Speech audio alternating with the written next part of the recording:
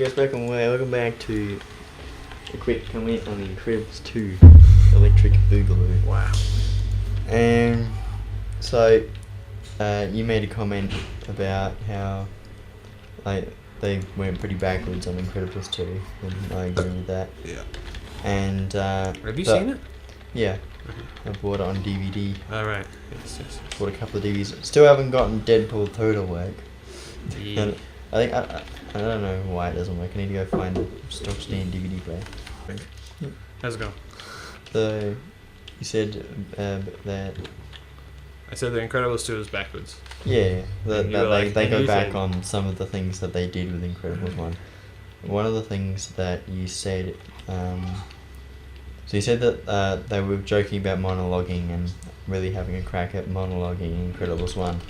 But then they went against that in Incredibles 2. Well, I don't think that's entirely the case. Because in the one situation where I was thinking was when... Spoilers for The Incredibles 2. Oh, I mean, it's been a couple of months now, but... Yeah, I guess. But spoilers anyway. When Elastigirl is,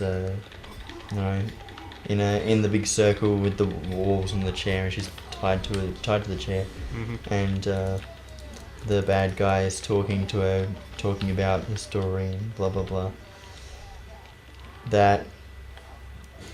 But the difference between that and when Syndrome got caught out for monologuing by Mr. Incredible is because he turned off his pause button on Mr. Incredible while he was talking. Yeah. And then he flung Mr. Incredible far away by accident. Yeah. Like, he just... Like, they're different scenarios, and they have reasons for why they happen, so I don't think that the monologuing point was...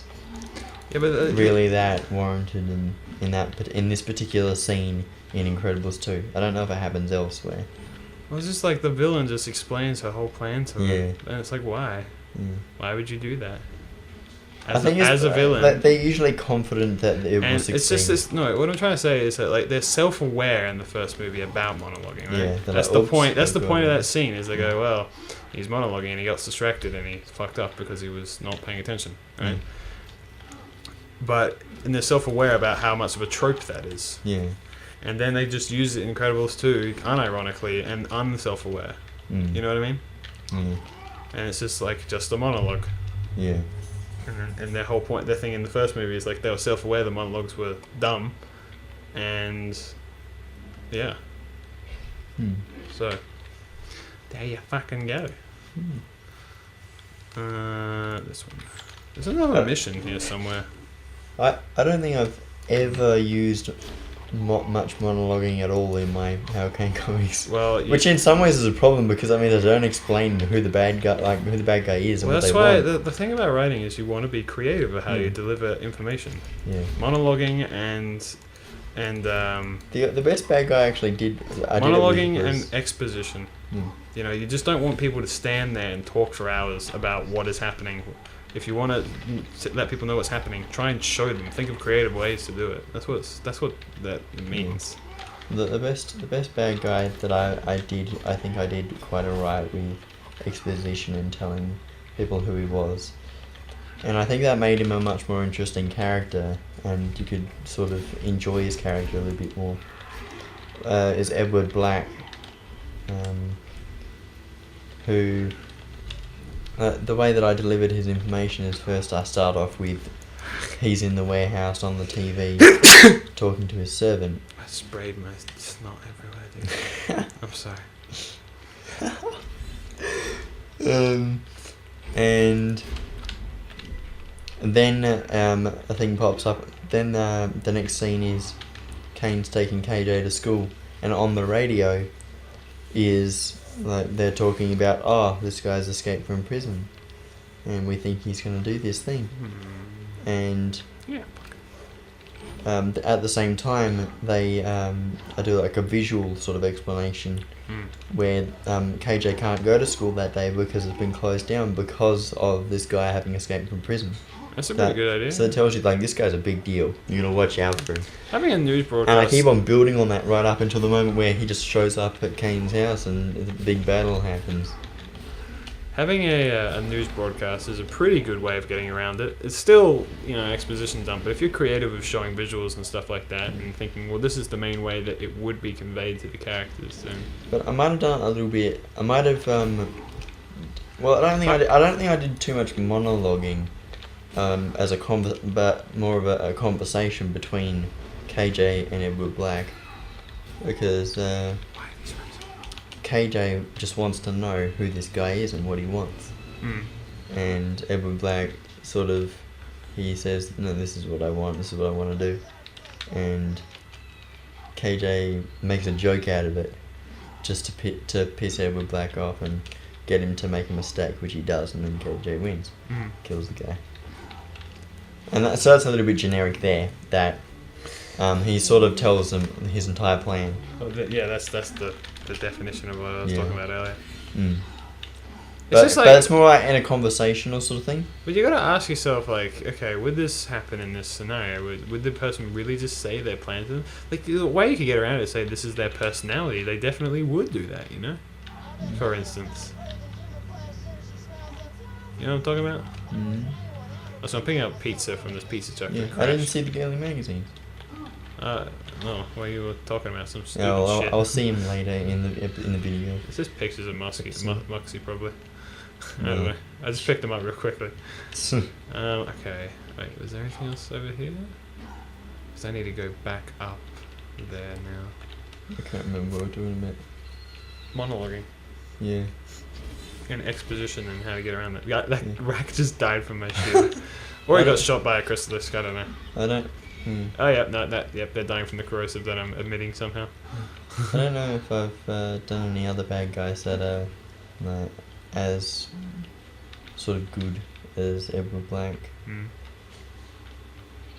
I didn't really tell... Well, I suppose... No, not even Data, I don't think. I haven't really told her story yet. I think there's a lot to tell, and obviously I intend to make her a big deal in the series and make her... Because she's an interesting character. I think there's a lot that can be done with her. But I suppose the most subtle example that I've had is the Warper. Right. Who, like, you get to see his origin story and how it sort of happened. That he just kind of fell out of his apartment window and it landed in a dump truck with dirt and obviously some kind of mysterious materials to turn him into the supervillain that he became. And then he just sort of well, he doesn't really hunt down Kane. He ends up at the place where Kane is, and they just sort of come across one another, and once they see one another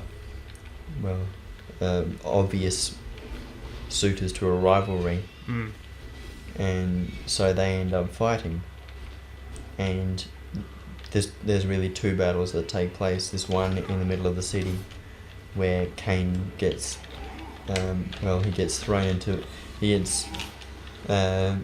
blown up, I think, into a hospital or something, and then the next one is he's in hospital, and then the Warper appears, and he just wants to kill Hale Kane. There's not a lot of story to it. He just sort of is wild, and that's really all there is to him. He's just sort of unleashed.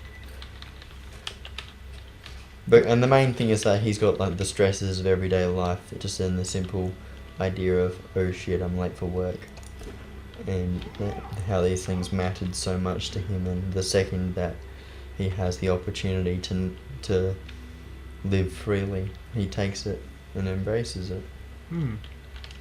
That's nice. But I didn't intend to make it that way, it just sort of worked out. Well, if he wrote it himself, then that's a pretty good way of conveying. It means if a character can write themselves, then that means it's a good character. Yeah. Oh, look. There you go. There's a dirty magazine. Classy. I don't need to pick it up, but I did anyway. A dirty magazine. I gotta unbrainwash her. So this is one of Scooter's. I guess he likes her or something. And I'm trying to unbrainwash her by giving her flowers and pizza. And girly magazines. Oh no, that's the girly magazines are for Scooter in case it doesn't work out. To bring me such gifts. Perhaps I was wrong to join the rats. That's my girl. I knew you'd come back to me sooner or later. Was that Scooter? Why do you think I fled here? It was the only place Scooter would not follow me with his stupid advances. If Scooter's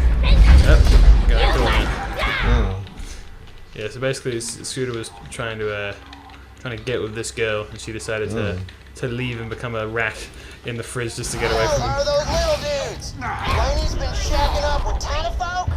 That I cannot abide. Wipe those dwarves out, man. Fuck. Oh no. Nah, this reloads too slowly. God We're damn. dying a heap in this session. I think the thing went off, didn't it? Yeah. Alrighty, well, next time. Go.